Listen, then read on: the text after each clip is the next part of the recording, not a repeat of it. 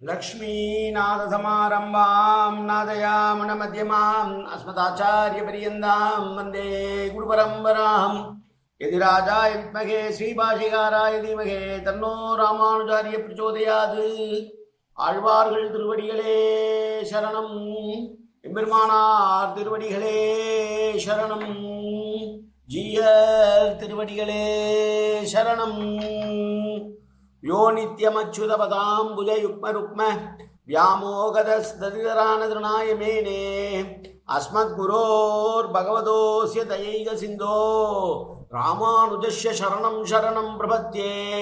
நீரார் கடலும் நிலமும் முழுதுண்டு ஏலாராலம் இளந்தலில் மேல் துயிலெந்தாய் சீரார் திருவேங்கடமாமலை மேயாராமுதே அடியேற் கருளாயே.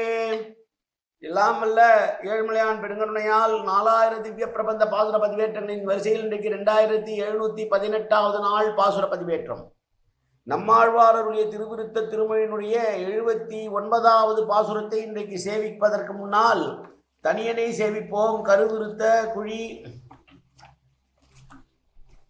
கருவிருத்த குழி நீத்த பின் காமக்கடுமொழி வீழ்ந்து ஒரு விருத்தம் புக்கு உழல் உருவீர் உயிரின் பொருட்களுக்கு ஒரு விருத்தம் புகுதாமல் குருவேர்கோன் உரைத்த திருவிருத்த தோரடி கற்றி திருநாட்டகத்தே. 79வது பாசுரம். வேதனை வெண்புரி நூலனை விண்ணோர் பரவன் என்ற நாதனை ஞாலம் விளங்கும் அநாதனை ஞாலம் தத்தும் பாதனை பார்க்கடல் பாம்பனை மேல் பள்ளி கொண்டருளும் சீதனைய தொழுவார் விண்ணுளாரிலும் சீரியரே. தலைவனை பிரியாது மகிழ்ந்திருக்கும் மகளிரது சிறப்பை கூறக்கூடி தலைவி பாடுகிற பாசுரம் இந்த பாசுரம். வேதங்களின் உள்ளுரை பொருளாகவும் வேதங்களால் புகழ்ந்து போற்றப்படுபவனாகவும் வெண்மையான தூய்மையான முப்பொறி நூல் அணிந்தவனும் விண்ணுலகத்து தேவர்களாலும் பரமபதத்து நித்திய சூரிகளாலும் இடைவிடாது ஏற்றி வணங்கப்படக்கூடியவனாக இருக்கக்கூடியவன், எல்லோருக்கும் தலைவன். கிருஷ்ணாவதாரத்திலே இவ்வுலகத்தில் உள்ள உயிரினங்கள் எல்லாம் தன்னுடைய சிறிய வயிற்றுக்குள் ஒடுங்கி வைத்து காப்பாற்றி அழினவன். தனக்கு நிகராக வேறொரு தலைவன் இல்லாதவன். திருவிக்கிரமாவதாரத்திலே இவ்வுலகங்கள் எல்லாவற்றையும் தாவி அளந்து எடுத்துக்கொண்ட இரு திருவடிகளை உடையவனும் திருப்பார்கடலிலே ஆதிசேஷனாகிய பாம்பையே படுக்கையாக கொண்டு அதிலே அரிதுயில் கொள்ளக்கூடியவனாக இருக்கக்கூடிய அருள்பாலிக்கக்கூடிய என்னுடைய தலைவன், எப்போதும் கருணை மொழி பொழையக்கூடிய இயல்புடவனான எம்பெருமான் இடைவிடாது தொழுந்து கொண்டிருக்கிறார்கள் நித்திய சூரிகள். அவர்களை காட்டிலும் இவ்வுலகத்திலே பெருமைப்படக்கூடியவர்கள் யார்? இருள் தரும் இம்மாலத்து உரைப்பவரே பெருமை மிக்கவர்கள் என்று உறுதிபட கூறுகிறார் தலைவி. பராங்குசநாயகியினுடைய வார்த்தை இது. பூநூலை வெண்புரி நூலை முப்புரி நூலை யக்னோபவீதம் என்கிறது வடமொழி. இங்கே ஆழ்வார் கூறுகிற கருத்து நாயகனை பிரியாத பாக்கியம் பெற்ற மனிதர்களின் சிறப்பை கூறி தலைவி இயங்குகிறாள் என்பதே. ஆனால் ஆழ்வார் எம்பெருமான் சிறப்பு பற்றி பேசுகிறாரே என்று தலைவியினுடைய பிரிவாற்றாமையை இதிலே சொல்லவில்லை. ஒரு வார்த்தை கூட இதில் இல்லை என்பது நாம் எடுத்துக்கொள்ள வேண்டியதாகும். இதை அருத்தாபத்தி என்று கூறி சமாதானம் கூறுகிறார்கள் பெரியவர்கள். ஆனால் மிக எளிமையான பொருள் புரியக்கூடிய அருமையான பாசுரம் என்பதை மறுக்க முடியாது. எளிமையான பாசுரம் இந்த பாசுரம். பாசுரத்தை பார்க்கிற பொழுதே தெரிகிறது, வேதனை என்பது வேதத்தில் வல்லவன். வெண்புரி நூதனை என்றால் சுத்தமான யக்ஞோபவதம் உடையவன். விண்ணோர் பரவன் என்ற சாதனை மேலுலகத்தார் துதிக்க அவர்களுக்கு தலைவனாக நிற்கிறவன். ஞானம் விளங்கும் அநாதனை, அநாதை என்று சொல்லுகிற போதே அநாதன் என்று சொல்லுகிற போதே காலங்களை எல்லாம் கடந்தவன்.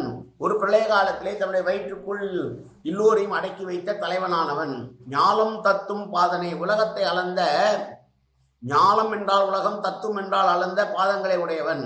பால் கடல் பாம்பனை மேல், திருப்பார்கடலில் திரு அனந்தாழ்வான் என்கிற ஆதிசேஷன் மீது யோகனித்தனை கொண்டிருக்கிற குளிர்ந்த தன்மையுடையமான எம்பெருமானை இடைவிடாமல் அனுபவிக்க பெற்றவர்கள் நித்திய சூரியர்கள் என்றால் அவர்களை விட சிறப்புடையவர் யார் என்று கேட்கிறார். நாயகனை பிரியாத பாக்கியம் பெற்ற மகளிரினுடைய சிறப்பை கூறி தலைவி இறங்குகிற பாசுரம் என்று நாம் கொள்ள வேண்டும். சுத்தமான யக்ஞோபவீதம் அணிந்தவனே, மேலுலகத்தார் துதிக்குமாறு இருக்கக்கூடியவனே, தலைவனாக நிற்பவனே, பழைய காலத்திலே உலகங்களை எல்லாம் தன்னுடைய திருவயிற்றிலே வைத்திருந்து காத்திரட்சிக்கக்கூடியவனே, ஆதிசேஷன் மீது திருப்பார்கடலிலே பள்ளி கொண்டிருப்பவனே, எப்போது மனதால் நினைத்து கொண்டு அவனையே போற்றி பாடுகிறவர்களுடைய பெருமையை தவிர வேறு என்ன இருக்கிறது என்று சொல்லுகிறது இந்த பாடல். வேதனை என்பதற்கு வேதம் வல்லவன் என்றும் வேதங்களால வணங்கப்படுவன் என்றும் பொருள் கொள்ளலாம். வெண்புரி நூல் என்பது வெண்ணிறமான முப்பூரி நூல். வைதீக புருஷன் அடையாளமாக சொல்லப்படுகிறது.